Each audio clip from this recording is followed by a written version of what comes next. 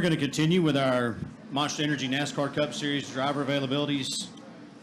Joined now by the driver of the #1 Monster Energy Chevrolet for Chip Ganassi Racing, Kurt Busch. Welcome, Kurt. We're going to go ahead and open it up to questions right away. We'll start over here to the left with Jerry Jordan.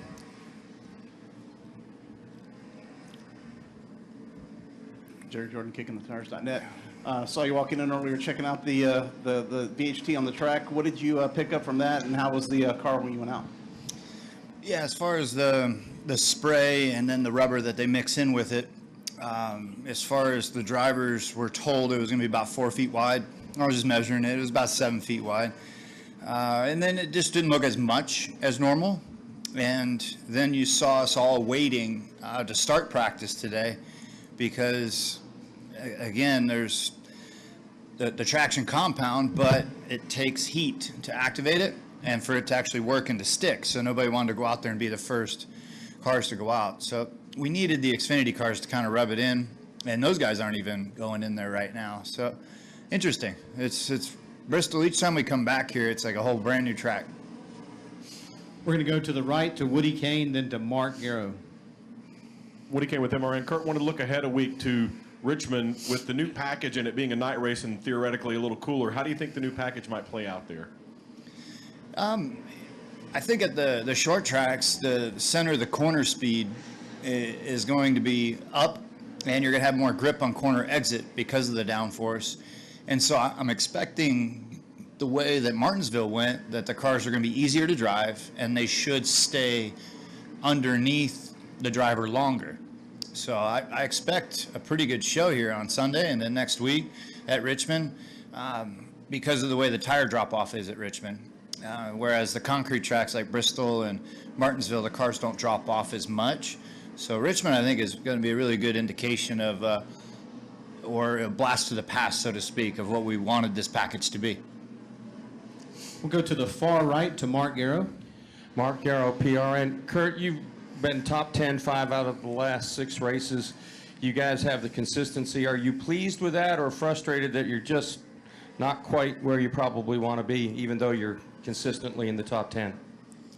I'm pleased with it. I think it's been a good start for us teaming up at Ganassi and everybody that was on the one car and the results they had from years prior.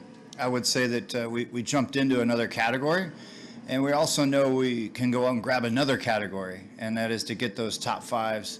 But right now the Penske guys are really strong, the Gibbs guys are really strong, and SHR might be off just a little bit with the start of the season. And so when you're trying to battle for top 5 spots and Penske and Gibbs have them on lockdown, that's where we know we need to just work at our own pace, find our own speed, and make both the Ganassi cars better.